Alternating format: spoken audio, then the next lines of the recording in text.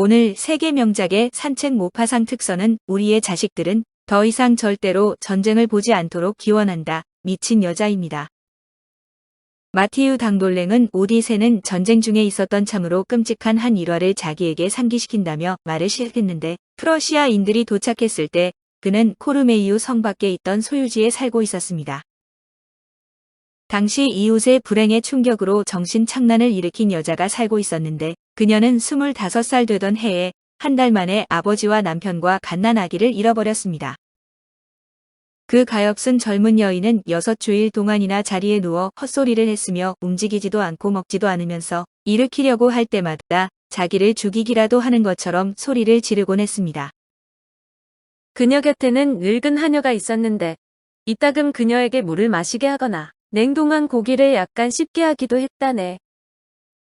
이 절망적인 영혼 속에 무슨 일이 일어나고 있었을까? 아무도 그것을 결코 알지 못했네. 그녀가 더 이상 말을 하지 않았으니까.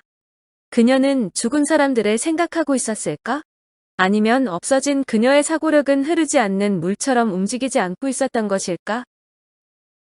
15년 동안이나 그녀는 그렇게 갇혀서 움직이지 않았는데 전쟁이 일어나 12월 초순에 프러시아군이 코르메이유로 쳐들어왔습니다.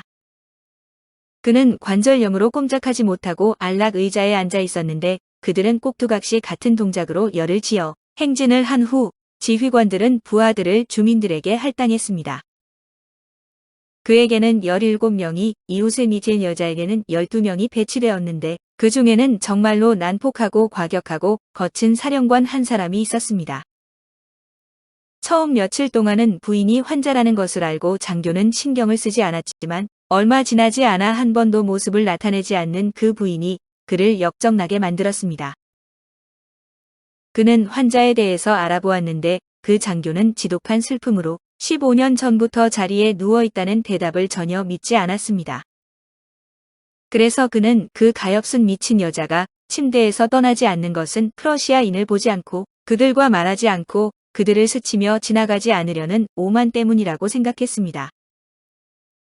그래서 그는 그녀가 자기를 맞이하도록 강경히 요구하자 사람들이 그를 그녀의 방으로 들어가게 했는데 그는 퉁명스럽게 일어나 내려왔으면 좋겠다고 했습니다. 그녀는 그를 향해 어슴푸레하고 공허한 눈길을 돌리고는 아무 대답도 하지 않았다네. 그가 다시 말했네. 나는 무례한 것은 참지 못합니다.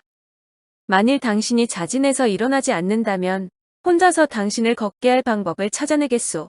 그녀는 그를 쳐다보고 있지 않는 것처럼 여전히 꼼짝하지 않았다네.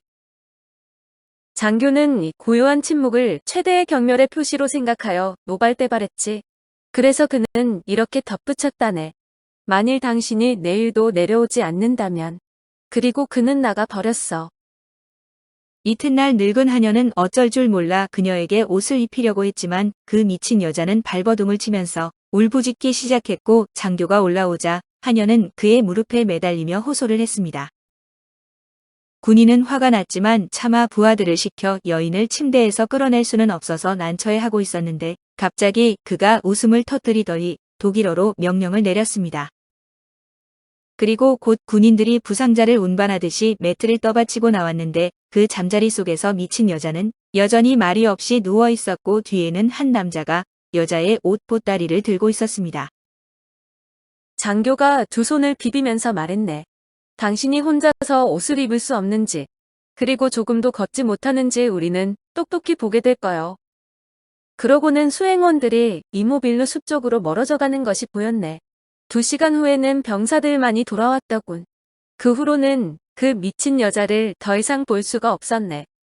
병사들은 그녀를 어떻게 했을까? 그녀를 어디에 갖다 놓았단 말인가? 전혀 알 수 없었다네. 그때는 눈이 밤낮으로 내려 들과 숲은 차가운 이끼가 하얗게 덮인 속에 파묻혀 버렸네. 늑대들은 우리 문 앞에까지 와서 울부짖곤 했지. 그 없어진 여인에 대한 생각은 그의 머리에서 떠나지 않아 정보를 얻으려고 몇 번 프러시아 당국에 교섭도 해보았지만 하마터면 총살을 당할 뻔하기도 했습니다. 봄이 다시 돌아왔고 점령군이 물러갔는데 그의 이웃집은 여전히 닫혀진 채로 있었고 오솔길에는 풀이 무성하게 돋아났습니다. 늙은 하녀는 겨울 동안에 죽어버렸고 이제는 아무도 그 사건을 염두에 두지 않았는데 그만 줄곧 그것에 대한 생각을 하고 있었습니다.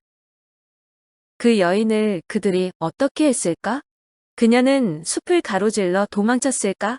어떤 곳에서 그녀를 거두어들여 그녀에 관해 아무런 정보도 얻을 수 없어서 어느 병원에서 보호하고 있는 것은 아닐까?